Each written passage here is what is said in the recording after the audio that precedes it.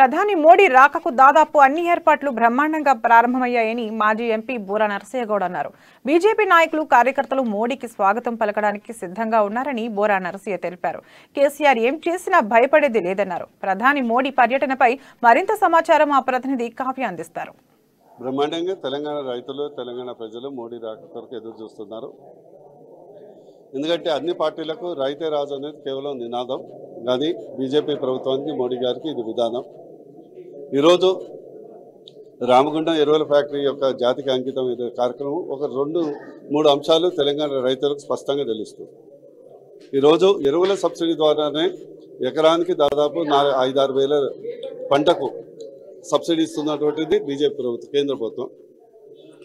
కెమికల్స్కు ఇన్సెక్టిసైడ్కి ఇచ్చేది కేంద్ర ప్రభుత్వం, సాయిల్ టెస్ట్ చేసేది కేంద్ర ప్రభుత్వం, ఇరిగేషన్ ప్రాజెక్టు సత్వరమే పర్మిషన్స్ ఇచ్చేది కేంద్ర ప్రభుత్వం. అదేవిధంగా రైతులు అంటే సాగు చేసేది భూమి కాదు, రైతు పండించే రైతుకు ఎంఎస్పి దాదాపు రేటు డబుల్ గత 8 ఏళ్లలో చేసింది మోడీ ప్రభుత్వం. ఫుడ్ ప్రాసెసింగ్ ఇండస్ట్రీని పెద్దగా ఏర్పాటు చేసింది మోడీ ప్రభుత్వం. అదేవిధంగా ఫసల్ బీమా యోజన ఏర్పాటు చేసింది మోడీ ప్రభుత్వం. ఇది డ్రిప్ ఇరిగేషన్కు సబ్సిడీ పెట్టింది మోడీ ప్రభుత్వం. అంటే ఒక విధంగా మోడీ ప్రభుత్వం బీజేపీ పార్టీ చేసే చాలా ఉంది, కానీ పబ్లిసిటీ తక్కువ, అది సమస్య. ఇతర పార్టీలు గోరంత చేస్తే కొండంత పబ్లిసిటీ, ఇక్కడ కొండంత చేసి కూడా గోరంత పబ్లిసిటీ లేదు. ఈరోజు మోడీ రాకతోనే బీజేపీ ప్రభుత్వం కేంద్ర ప్రభుత్వం చేస్తున్నటువంటి అనేక రైతు సంక్షేమ అభివృద్ధి కార్యక్రమాలు ప్రజలకు తెలుస్తుందనే భయంతో ఇతర పార్టీలు భయంతో చిల్లర రాజకీయాలు చేస్తున్నారు. దానివల్ల ప్రజలు ఇంకా స్పష్టంగా తెలుస్తుంది. ప్రతి గింజ అనేది కూడా కేంద్ర ప్రభుత్వాన్ని ఈరోజు తెలిసింది.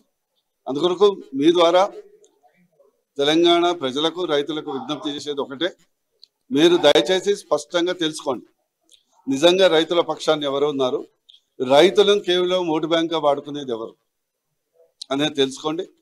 బీజేపీ ప్రభుత్వంతో కలిసి ఉండండి, మద్దతు ఇవ్వండి. ఖచ్చితంగా రైతే రాజు బీజేపీ పార్టీ యొక్క నినాదం కాదు, ఆ పార్టీ యొక్క వినాదం అని మీకు స్పష్టంగా తెలియజేస్తుంది. రాకుండా అడ్డుకుంటామనేసి వాళ్ళు అంటున్నారు. మనం ఫ్లెక్సీలు కూడా చూసి ఉండొచ్చు, మీరు కూడా ఇవన్నీ ఉడత బెదిరింపులకే ఓడింటుందమ్మా. ఇదేమన్నా ప్రత్యేక దేశమా? ఆయన ప్రధానమంత్రి దేశానికి. అందుకోటి అట్లాంటి చిల్లర పనులు హుందాతనానికి మంచిది కాదు. రాజకీయంగా ఎదుర్కోవటానికి అనేక సమస్యలు ఉంటుంది. ఫర్ ఎగ్జాంపుల్ మీ ద్వారా అడుగుతుంది, రేపు టీఆర్ఎస్ పెట్టి బీఆర్ఎస్ పోయింది, రేపు మా గుజరాత్ పోవాలి కదా, బీహార్ పోవాలి కదా, ఉత్తరప్రదేశ్ కావాలి కదా. మరి నిజంగా బీజేపీ చేయదలుచుకుంటే ఇదే ప్రక్రియ అడుగు పెట్టగలరా? అందుకొరకు ఇట్లాంటి చిల్లర రాజకీయాలు ప్రజాస్వామ్యానికి మంచిది కాదు. ఏదేదో మన west Bengal model of politics చేయాలని ప్రయత్నం చేస్తున్నారు. తెలంగాణ ప్రజలు హర్షించరు. ఎస్, పొలిటికల్గా విమర్శ చేయండి, విమర్శ చేయండి. మరి స్టాలిన్ గారు ప్రధానమంత్రి వచ్చినప్పుడు ఆహ్వానం చేస్తుంటూ కలుసుకోండు. అట్ ద సేమ్ టైం ఆయన తలుచుకుంటే ఆయన చెప్తున్నాడు కదా, ఉందాతనం ఉంటుంది కదా. రామగుండం సభకు ఎంతమంది వచ్చే అవకాశం ఉంది? చాలా మంది వస్తారు, కానీ చాలా మందిని తరలింపే అది సమస్య కాదు.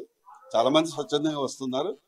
ఒకటి ఏంటంటే ఇది పెద్ద సభ కాదు, ఇది కర్మాగారాన్ని జాతికి అంకితం చేస్తున్న సందర్భంలో ఒక ప్రేమతోని మోడీ గారిని చూడాలని కలవాలని కోరుకునే రైతులు, ఆ ప్రాంత ప్రజలు కోరుకునేటువంటి వాళ్ళందరూ వస్తారు. రైట్, చూస్తారు కదా, రైతుని రాజుని చేయడమే లక్ష్యం అనేసి అయితే వాళ్ళు చాలా గట్టిగా వ్యక్తం చేస్తున్నారు. ఖచ్చితంగా ఈ సభ మాత్రం ఖచ్చితంగా సక్సెస్ అవుతుంది అనేసి అయితే వాళ్ళు చాలా గట్టిగా వ్యక్తం చేస్తున్నారు. రాజుతో కావ్య అమ్మ.